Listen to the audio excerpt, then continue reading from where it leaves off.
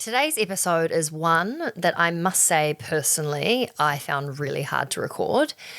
As someone who has been in a relationship that was pretty deceitful and there was a lot of lying and manipulation, this was really difficult but important and a really inspiring story. So it's just worth noting, minor trigger warning, not really minor, kind of major, for financial abusive situations. So Julia, where to even begin? So her name is Julia Strelou. She grew up on a commune in the weed capital of Australia. And she, gosh, honestly, to say that she had a slightly different childhood would definitely be an understatement. She grew up on a commune. She wasn't exposed to money or finances or electricity until she was much older. So when she left the commune, spoiler, she found herself in three pretty abusive relationships when it came to money particularly. And it all comes to, it's actually, I'm not going to give too much away, but she found herself in $30,000 worth of debt. She was incredibly unhappy and lost. And, you know, the experiences that she had up until that point, it makes so much sense as to why that was her experience. But the way that she's bounced back and has rebuilt her life is truly inspiring. So I hope that you love this episode. I also just wanted to say, for anyone who maybe finds this triggering from having similar situations or is looking to unpack their own subconscious beliefs, because for me, there was lots of stuff that kind of came up after this. And I ended up actually finding a coach called Peter Howe. He's awesome. And I've been working with him after this episode just to unpack some of my own traumas. And he's been really amazing. So just thought it was worth mentioning in case there was anyone who was interested in working with him. I'm going to put the link in the show notes. But hope you love the episode. Love to hear any feedback and enjoy. Oh, Julia, thank you so much for joining us on the podcast. The reason we stumbled across Julia, my mum actually heard you speaking at, I think was it like Impact 100 or some, you were speaking at some event and she was just going on and on and on about how amazing you were and how we have to have you on the pod. And normally Vic and I have mothers that have ideas that we don't always want to implement. Sometimes too much input or too many ideas and you're like, yeah. So I'm glad that you actually listened to this Same. And I looked you up and I found out a bit more about your upbringing and your life. And I was like, wow, amazing. Like what a fascinating story. So thank you so much for coming on. Do you sometimes find when your parents or when your mum makes a suggestion and you're like, no, and then when it's actually good, you're like, okay, you're almost like too ashamed to admit that you were wrong, and you're like, okay, I guess, that's a good idea, but you're inside, you're like, yes. I think it's funny that speech I made opened with the line, I ate my first weed cookie by accident at age 7, and that's the person your mum is promoting. Yeah. So she might be cooler than you think. True. So true. So to rewind, for anyone who doesn't know anything about you and, you've got the most incredible poetry and so much of the work you do now is amazing. To think what your upbringing was in comparative to, where you've ended up today is just like incredibly inspiring. Would love to hear if you feel comfortable sharing what life was like growing up in Nimbin, what even is community living. Do you have any examples? Like, can you try and describe it for those who grew up in a really traditional household and maybe don't quite understand the extent of what that would have been like for you? Yeah, sure. So for those people who don't know Nimbin is a town in northern New South Wales, and it is known as the weed capital of Australia. So picture Amsterdam if Amsterdam was just a single street in the Australian bush. And surrounding Nimbin is all of these communes, hippie communes that were formed after a festival, the 1973 Aquarius Festival, which was in Nimbin. And the hippies came for that festival and they didn't want to go home. So they bought the land of struggling dairy farmers and they turned them into communes. Whoa. Wow. Yeah. So I grew up on one of those communes, one of the original communes formed by the OG hippies from the 1973 Aquarius Festival. And the idea is everyone comes together, We have communal centres that we all go. So we didn't have a TV. We lived in, it was practically a shack. Our first home was just a caravan on a burnt down house site. And then we moved into an actual house. We upgraded. But it was very shack-like. And we didn't have electricity. We didn't have running hot water. We used candles at nighttime. It was very primitive. But there was a shared house that had mains power that we could all go to use, and a shared kiln where you could go and make pottery, shared dams. So those aspects were really great. Well, so in terms of the functionality of living in a place like that, do you go to school? Is there, how many people were around? Like, I really can't even picture what that looks like. Is it a huge piece of grass that everyone has like pulled a camper van up, or does it feel like a mini city? Like what? I honestly can't even imagine. Yeah, like I'm picturing a campground kind of vibe. No, nothing like that, guy. Picture a forest with dirt roads running through it. You don't really see any houses because they're all tucked away in their own patch of forest. Yeah, and at the top of like the highest point, so we went, the roads kind of go down into the forest. At the highest point, because there was two communities next door to each other, at the highest point of both, there's this communal house that's kind of at the entry of the commune that's shared and very obvious, but then it just goes into bushland. So you all live in your own houses, houses, but you'll come together for eating. Is it for eating? No, everyone eats their own food as well. Okay, they do have kitchen functionalities at the community centre, and if there is food in there, it's kind of a free for all. But everyone has their own house or their own teepee or their own bus or those kind of things. So how do you then save or pay for things like food, groceries, or is it all grown on site? Like, how does that work in terms of, like the individualism within the community? So I would say, I don't know what's going on there now, but when I was a kid, everybody would have been on the benefit that lived on the commune. So that's how they got their money. Oh, and so would they then go out and buy food, or like, did you ever see the outside world? Like, what was that like? So the closest town was Nimbin, obviously, which is about 20 minutes drive from the commune. And then the nearest big town was Lismore, which was about 40 minutes to an hour's drive. And yes, a lot of people were self-sufficient in the sense that they had solar power, they had rainwater, they had veggie patches, but everybody still went to town in some sense to get things. Was there a sense of relying as much as you can on the land and the resources around you so that you didn't, and the community itself, rather than having to spend money and go and pay for groceries, etc.? Yeah, I think there was that sense in some people. There's a lot of different kinds of people living on the commune. So on the communes, I'm speaking about the two neighbouring communes. They were called Lilyfield and Nimbinji.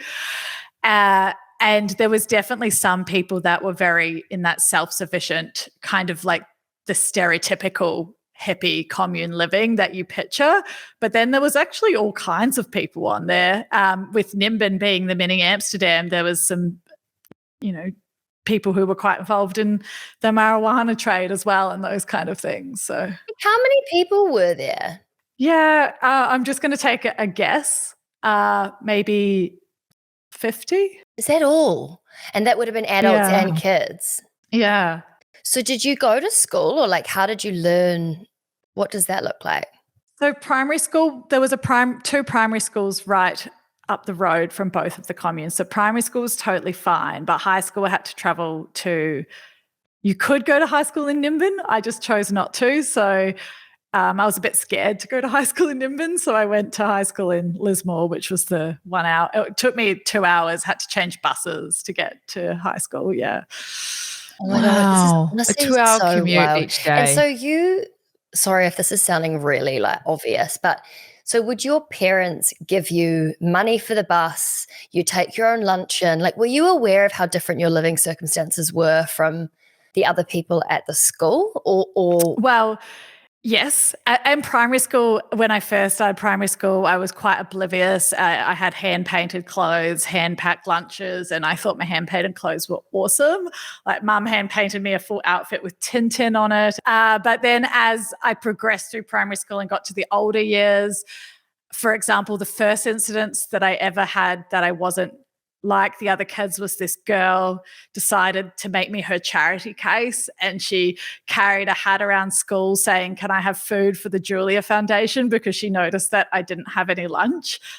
And then she brought in a whole bag of clothes for me and said, like, "These are my donations." And at that time, there was an ad on TV for Salvation Army where the kid goes, "Thanks for all these." And she would make me say that to her every time I gave her. Was she doing it out of kindness? Like she thought in her head she was doing the right thing, or was it from like a kind of a bullying? She was a little bit like, Clueless. Like I was the girl, she was Cher and I was her protege. Got you. Okay, yeah. Yeah, I don't think in the long term she was not a great friend. Yeah. Was that your first realization that you grew up in a different living environment to your peers, or was that like your earliest memory? Yeah, that was definitely the first memory. That friendship was the first memory that I wasn't like my peers. But then when I went to high school, you know, it really spiraled out of control because no one in high school lived on the commune. Everybody had televisions, everybody had electricity. And if you guys can remember for high school, if you said something like you didn't have a TV, you would be ridiculed and teased. So I had to pretend that I did. And everyone would be talking about Neighbours, which is, you know, the Australian version of Shortland Street. And I'd just be pretending that I knew what they were talking about. Oh, bless. Oh. Did you go home and complain and ask for things to be different, or were you really happy as a kid? Like I'm kind of trying to understand what elements of it you embraced and enjoyed and was like a really lovely part of your childhood, and then what were things that were really hard and you resented about it? I was really happy as a kid until I went to high school, and then it was horrible and I did complain, and I came home and like sometimes would break stuff, and yeah, I was not a great teenager when I went to high school. Was money ever talked about in a sense at home in terms of when you would ask for things, or when you came home and you were like, why don't we have a TV? Or, you know, what was your kind of first memory of money being talked about?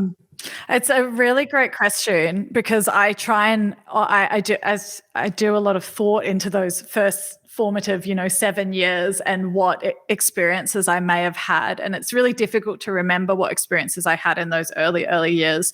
But I had these two financial role models, my mom and my dad. My mom was on the benefit and was often making ends meet. We didn't have money for anything really ever. It was always a struggle.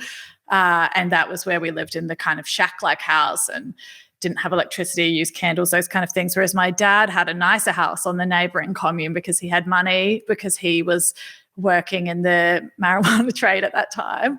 And he had this kind of disposable income, And he also dabbled in like the stock market. He dabbled in all these kind of like fast money initiatives and then would just spend the money. So do you think if you've looked at actually, let's just pause for a second. So thinking about your childhood and your experience having quite obviously a lot less than other kids and being in a situation where you couldn't really do anything to change that, I imagine you couldn't go and get a job if you wanted to, or it was there was other things within the commune that took up your spare time. Would that be right? Well, you couldn't go and get a job because there was no jobs on the commune and the nearest town was 20 minutes away. So my first job actually was working on a weed dealer's farms. Working for your dad. Yeah.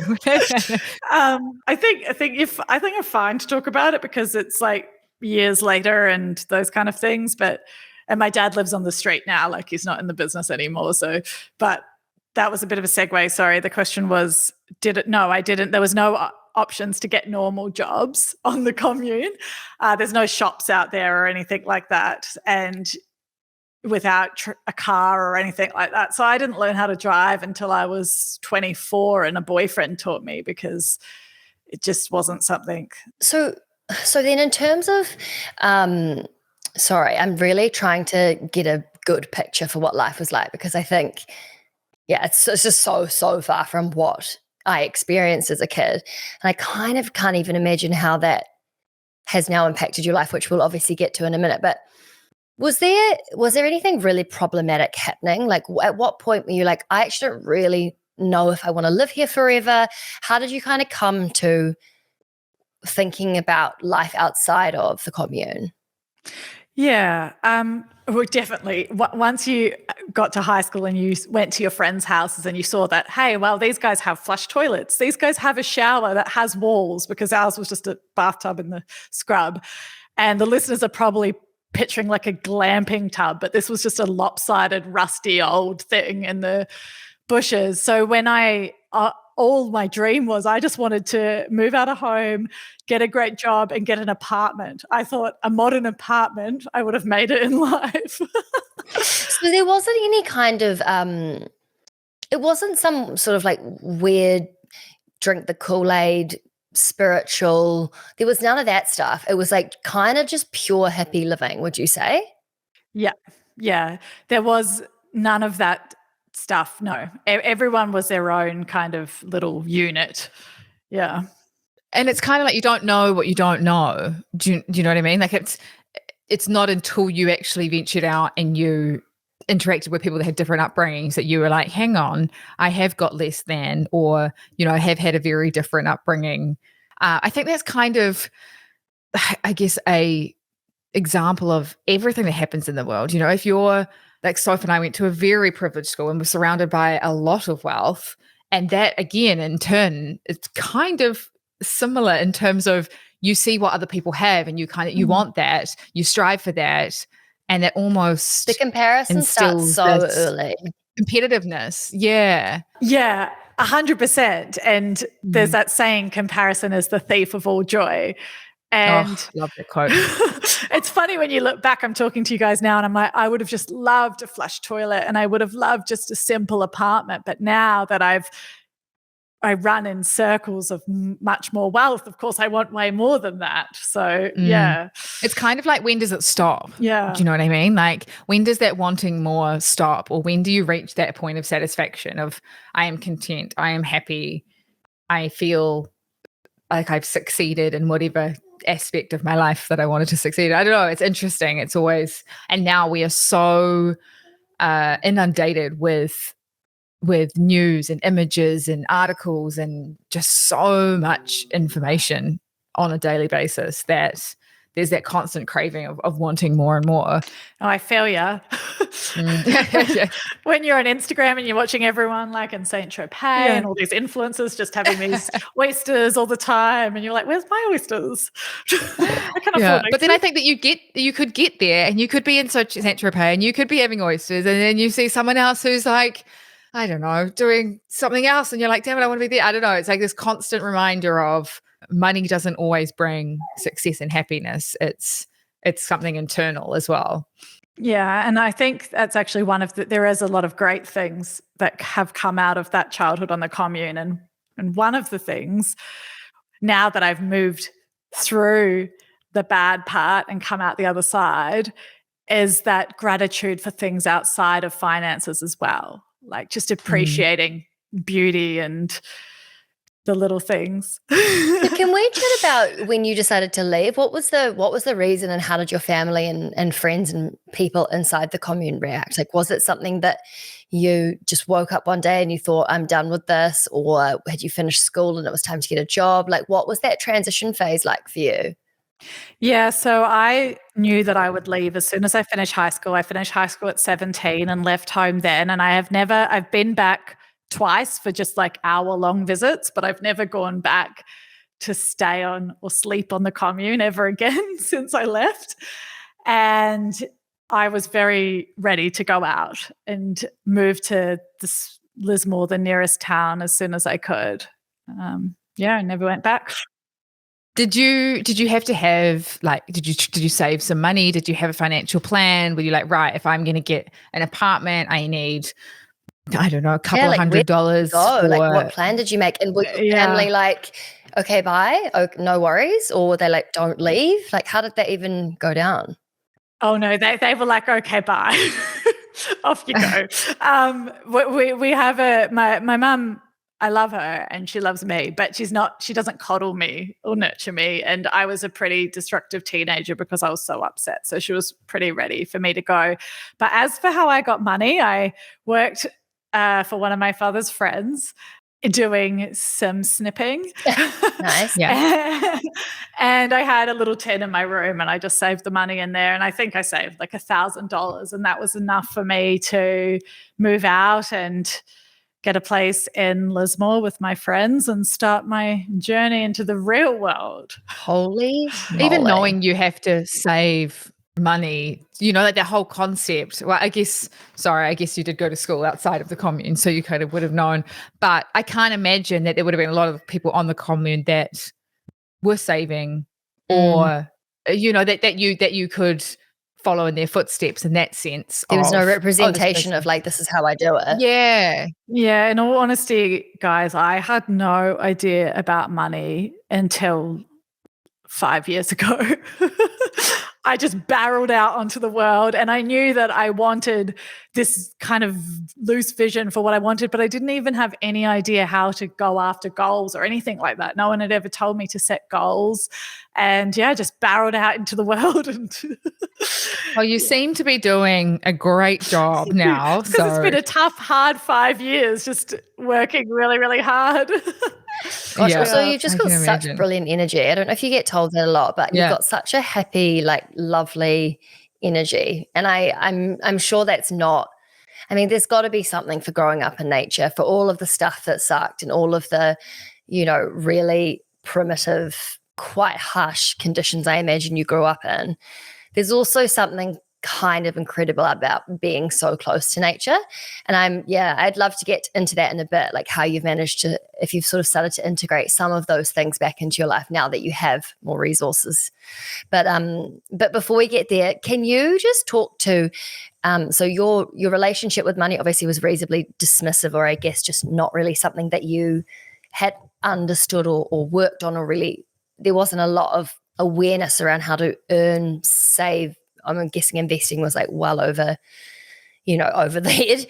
What kind of experiences did you have with money when you left the commune? Was there any defining moments where you were like, oh, wow, I've like spent all of it and now I have to learn the hard way on this? Or you were in a relationship and there was financial abuse, or there was, I don't know, like what were some of the big things that happened to you when you left that have made you rethink and rework on your relationship with money?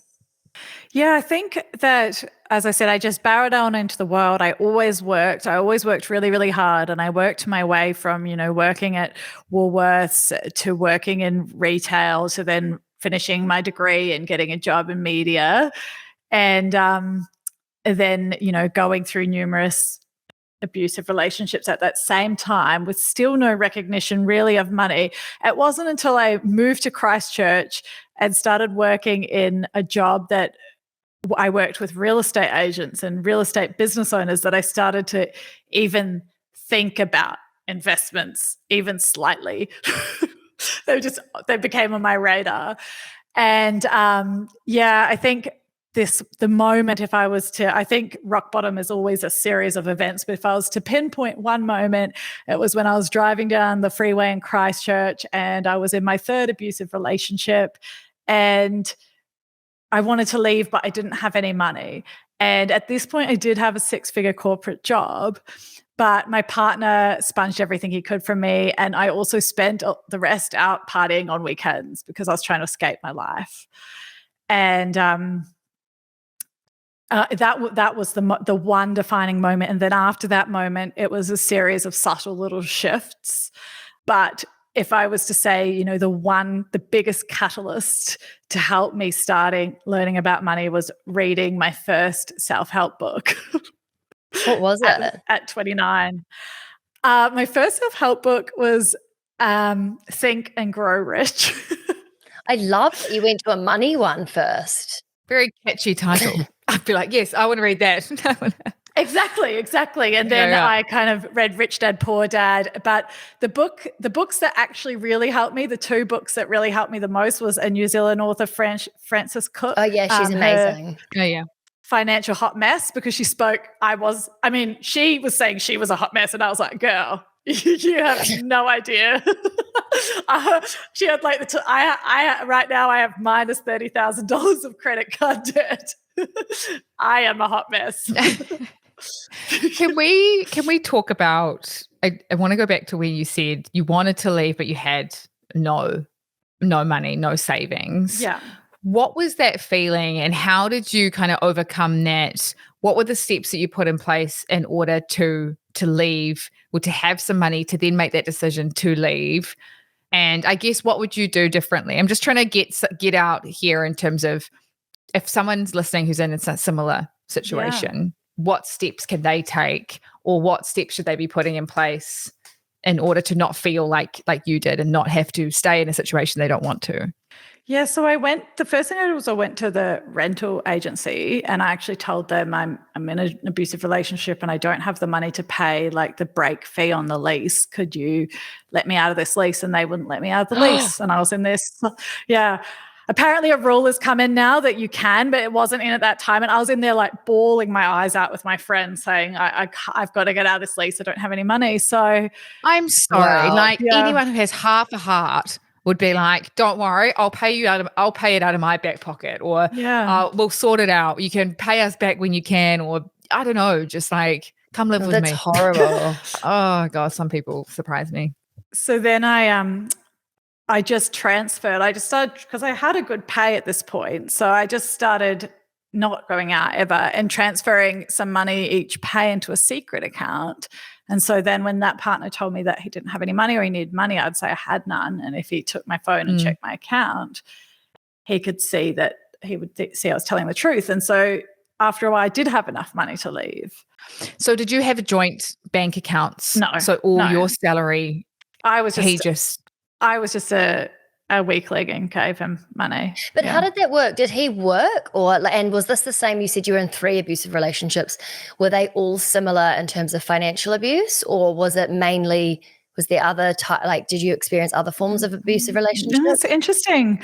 Yeah, the first one was not financial abuse. It was the other way around. He used to just shower me with gifts and things and then use them as a way to control me. Like he'd come around and take back all my gifts if he was angry with me or something. And then he'd come back and leave the gifts on the doorstep. And me and my sister we'd be like sitting there. We got so used to it. We'd be like, oh yeah, all the furniture's back now. Oh my goodness. But this was probably a situation where you just left, right? So you might not have had enough to buy your own furniture. So those things would have been, he thought he was really helping, but then it meant that because you needed those things, he could like lord them over your head.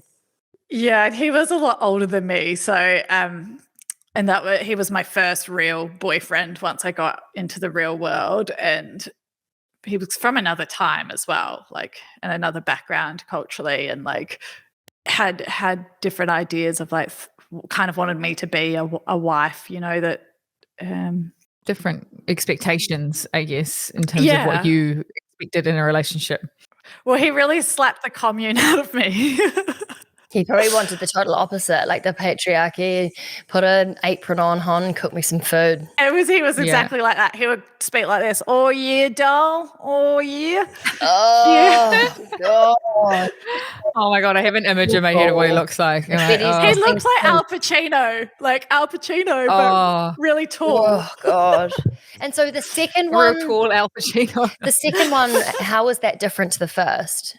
The second one was completely different, as in like he was same age as me, but he pulled the sympathy card, which the first one didn't. The second one pulled that sympathy card, which meant that, and also a lot of fibs.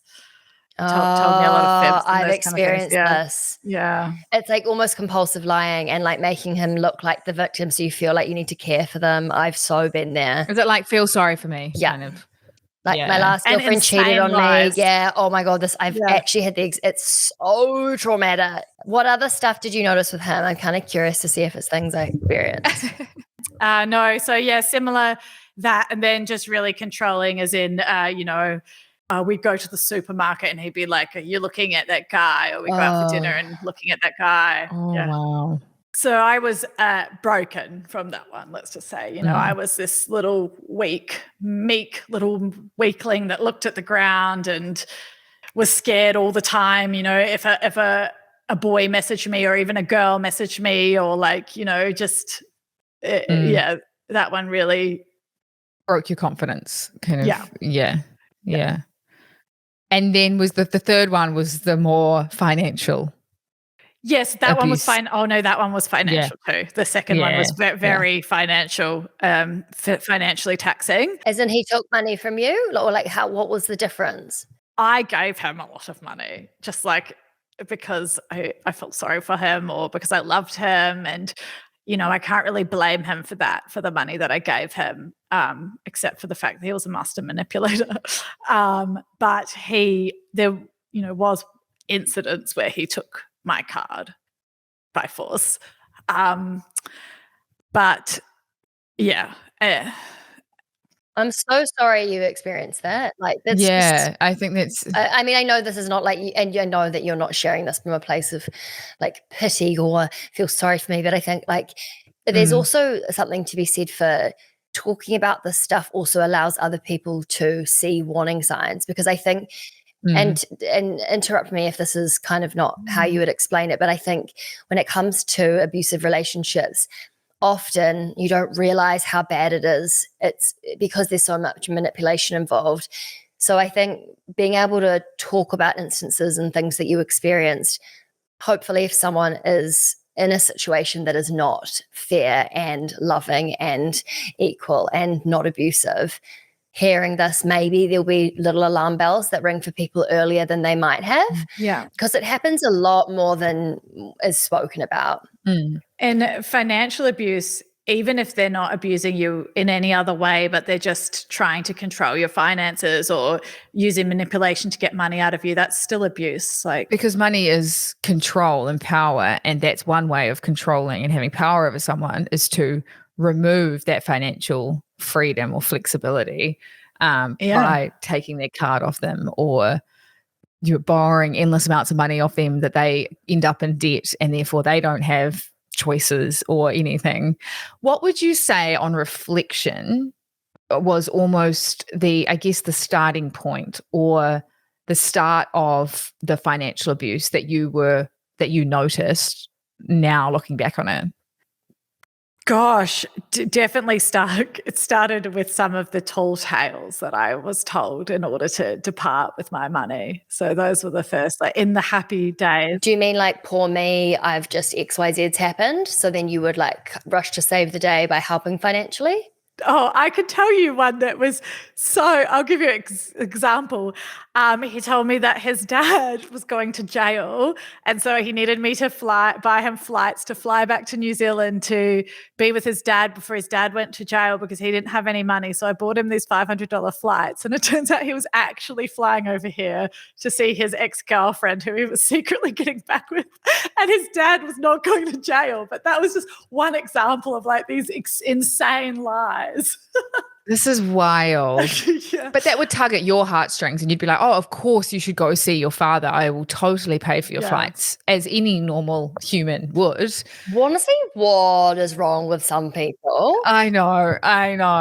In terms of financial red flags or financial abuse red flags, is there anything that people could kind of hold on to or think about to make sure they don't end up in that kind of a situation? What kind of, if you could talk to yourself again and be like, all right, babe, when this happens, sound the alarm, what are some things people can kind of just put in their back pocket and be aware of? I don't necessarily think that any of these guys were doing this purposely. I don't think they were doing it to manipulate me. I just think they generally didn't have any money. In their bank accounts. But so I think from that perspective, from my particular relationships, a good sign is just them not being able to pay for anything earlier in the relationship. And if they do come into money at some point, they spend it all and make a big show of this one time that they bought you something and then kind of hold it over your head so you'll continue to pay for things. So do you think it's communication early stages in your relationship in terms of, okay, why don't you have any money? If you don't have any money or any disposable income, why not? What are you spending your money on? How can I help in a way that's, I don't know, educating you on being better with your money or spending less, etc., rather than relying on me. Or I think what I'm getting from this is just, it's all about having open communication and being like, when you do that, I feel like this, or vice versa, or that's okay, I'll lend you money for the flights, but can you pay me back? Or let's both go see your dad. Or I mean, they're probably bad examples, but I think it's like, if you're with people that supposedly have no money, then I think that's a bigger conversation of, okay, before we enter into a relationship, let's talk about our money, or let's talk about our goals to make sure we're on the right page, or our values, or why you don't have a lot of disposable income if you're earning a good income. I don't know. Yeah, I think it's just having open communication. And I think it's coming off wrong, like in the sense that, ladies, if you're listening, if you love someone and they don't have money, that's not a problem. I think what the main problem in this scenario was that, first of all, I felt really uncomfortable saying I didn't have any money or speaking about money because of the way I brought up. So when they asked me, I would never say I don't have money. I'd just put it on my credit card. So a lot of that fault was sat with me and my conditioning. And then there was the other, that as it started to progress and you're giving them more and more money and you're like, I'm not really happy anymore, I didn't have the self-worth to end the relationship because I felt like that was all I was deserved, or that was all I was good enough for. I didn't think...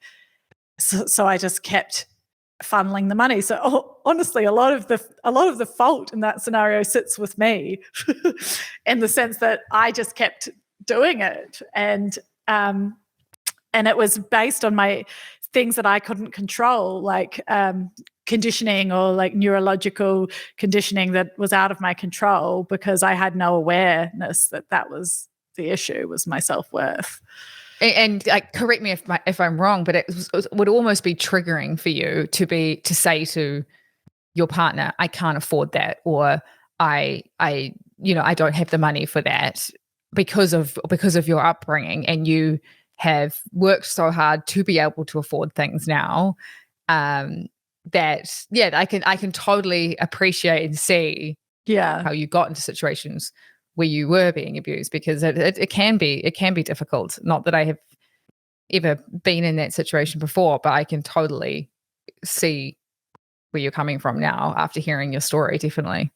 Yeah, and I think they did make mention of, having rich girlfriends in the past, which kind of made me feel like that was, like, I could compare myself to that and think, oh, they had these rich girlfriends in the past, I better which could have been a manipulation tactic. For sure, mind by you, the sounds of it. Yeah. It would be like, I used to date someone that was hotter than you. I used to date a Victoria's Secret model. Supermodel. It's like, okay, cool, good on you. Go date them again then. It's like, I'm not that. Yeah. Do you think though, as well, it's so fascinating. You must have done so much therapy around this to even be able to say, quite a lot of it is my fault. Like, it's not, but the fact that you aren't sitting there as this like really bitter, dried up old raisin being like, fuck the men that took my money. You're very much like, oh wow, like I'm never dating again. Like, I see how that happened. But it was a lot of the financial, like you said, you had that rock bottom moment and you were like, shit, I've been in 3 abusive relationships. I'm now in $30,000 worth of debt. Was a lot of the time when you would give money in relationships, it would be on the credit card opposed to maybe what you actually had? And is that how the debt got so big? Yeah, that was how it got big. And some of it was my bad decisions as well, because I felt like I had to live this, it was that constant shame that I held inside from my high school years.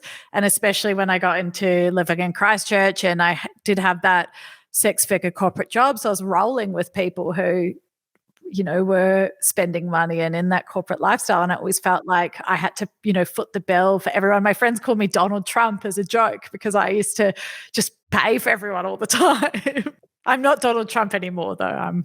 Yeah. And do you think that the Donald Trump energy was coming from like wanting to be generous, but not really understanding what was within your ability to pay for other people and what was stretching yourself? Because I often feel like that. I feel like I want to be really generous and I want to pay for friends' things, but I'm just not. It's like my bank account doesn't reflect how generous I would like to be. And sometimes I can like push the boat out. It's so stressful personally because then the money that's meant to be used for essentials is not being used for essentials. Like, is that something that you experienced? Yeah, I think it was just I think it was like this, not this understanding that I had a good job. This is what you do. You go out, you pay for everyone. You have fun. That's what you do with money, you know? That's what you do when you've got money, because that's what, say, my dad would do. Or I'd never thought for 1 minute about smart ways to invest your money. And now I'm the complete opposite. I barely ever even go out for dinner. It's almost like I've conditioned myself to have this adversary to money spent out on dinners, because to me that's the biggest waste now. And you probably didn't know about debt or the impact of being in debt or credit cards or anything like that, really, from in terms of your upbringing. So therefore that would have been a whole learning curve as well, in terms of, okay, if I borrow money, I actually have to pay back more than I borrowed. And yeah, I mean, my mum did tell me when I was younger never to get a credit card, so I can't say I was I was not told. So how have you worked with, I know you've done a lot of work with your own subconscious and starting to unravel your own conditioning and the way that you show up in the world comparatively to, you know, maybe how you would had you not looked at some of the stuff that's like buried deep inside. Because we all have it, you know, it doesn't matter how beautiful your upbringing was. There's, you know, trauma obviously with a capital T, but there's also trauma with a lowercase t. And regardless of how you grow up, things affected you in different ways. So having spent a lot of time working through some of that stuff, what have you noticed and how have you managed to positively change the way that you now interact with finances and relationships, with money? What kind of things did you start to realize about yourself and how have you worked to shift some of those beliefs? Yeah, so I mean, I do have to say I have a really good partner now and he's been really helpful, and it would be unfair if I didn't give him a bit of a plug for his assistance. So Sam has been very helpful. He owns a business and he's very good at running his business, and he is kind of like the dad I never had, which is kind of creepy, but it's true. I did date my dad for years. That's who all my bad relationships were, but not my actual dad. Your current boyfriend is hilarious. This is quite disturbing. Yeah. I'm like, oh gosh. Oh dear God. Yeah, Freud would be having a field day. No, I just have no filter. Neither. That is the problem. It's a problem.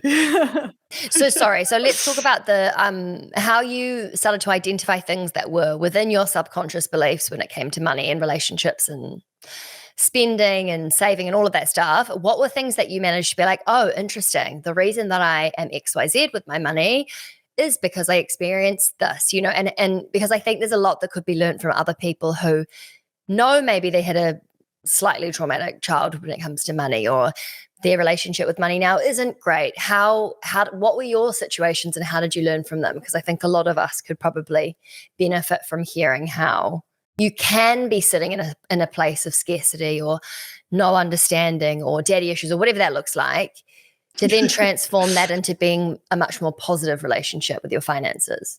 Yeah, so in regards to understanding that conditioning and the way that you handle yourself around money from growing up with a lack of money, that came from the books. So I think Francis Cook's book covers it. Rich Dad, Poor Dad covers it. It's and it was something I never knew before. I was like, wow, oh my gosh, like this is why I've just been spending all of my income. This is actually a trait that people who grow up poor do, because no one teaches them about investments. So that was the first kind of understanding to look out for those triggers. So if I have a this urge to spend all my money. I know that that's just, which we all probably do. Guilty. Guilty. Yeah. So I had to do some work to overcome that. And I still get those urges sometimes, and I still screw up. We all do. So that was one of them. And then also overcoming that shame. So now when I go out for lunch with my friends, I'll happily say, let's split this bill. Or if I don't have any money, I'll say, I can't come to that because I don't have any money, or I'm trying to save money, or I've got this thing on, so I can't invest in this thing. And that was so difficult for me in the past. And so being able to just get over that shame and actually admit when I don't want to spend money on something has been revolutionary.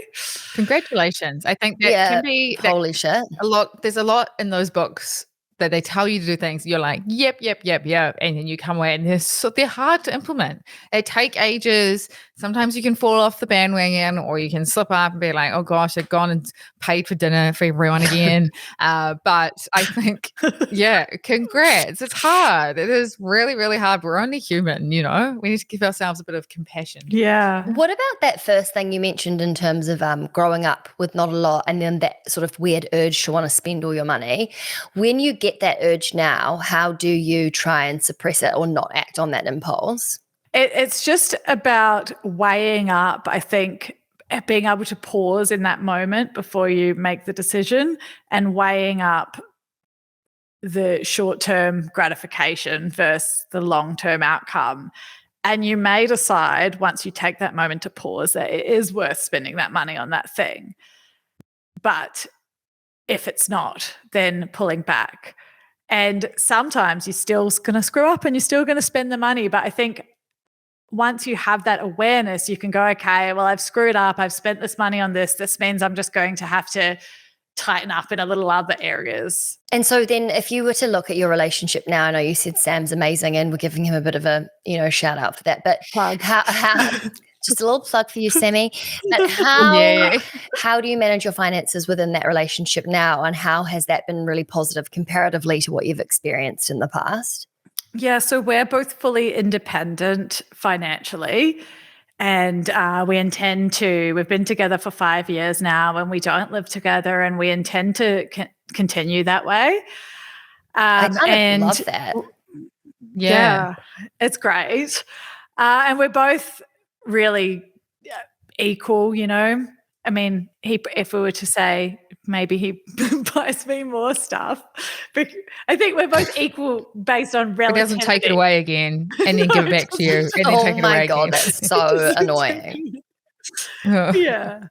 But like, for example, we're going on a holiday in May, and he's bought me the flights, which is really lovely of him. So I will buy our accommodation, so we're pretty... And the flights are going to cost more than the accommodation. So I'm getting the long end of the stick. But based on our overall incomes, it's all relative. So have you taken learnings from your previous relationships where you had that financial abuse and implemented steps, like now you have an emergency fund or a savings fund, so that if you ever needed to, God forbid, run away from Sam, you have that flexibility or that backup plan, that safety net? Are there steps that you put in place in this relationship? Yes. So you don't? So I think in life, that was one of the other things. Once I started learning about money and learning about the way the world works and actually having goals and setting steps towards them, I realized how important having a safety net was, because I don't have a safety net. I can't go unless I want to go and live out in the shack. I don't have parents' houses that I can go and live at if everything falls apart. So I think that is one of the reasons why I'm really passionate about keeping everything separate and, having my own house. And just in case, I know Sam would never abuse me or do anything horrible, but just in case we do break up, not, having my own security. I was just going to say, I really hope that there's no one listening that's in an abusive or financially abusive relationship. However, if there is, would you have any kind words or support that you could share for people who are feeling trapped and scared and just have this feeling of like, how the hell am I going to get out of this? hopefully there isn't any, but if 1 in 3 women in New Zealand have experienced domestic abuse, and you guys are in one of the top podcasts in New Zealand, then unfortunately there probably is some women listening who are in abusive relationships. And that would always be my first thing, is just leave when you're ready to leave, and don't feel guilt for when you do leave. You need to let go of that guilt for staying longer than you felt like you should have, because all of your friends and family make you feel awful about it. And when you do leave, or when I did leave, I spent years. I even decided I was going to pretend I was a different age, because I was like, oh my gosh, I spent years with all these assholes. And I suffered that really badly. It's like everyone making you feel like shit for not leaving. I'm conscious we have been speaking for over an hour and 15 minutes now. So I'm just conscious of your time. Yeah. We've got another podcast to record, but this seems like the worst time to be like, I feel like we're just getting into some really deep conversations. So, but yeah, I just wanted to say that is probably one of the most interesting podcast episodes we've done, in terms of we haven't talked about financial abuse before.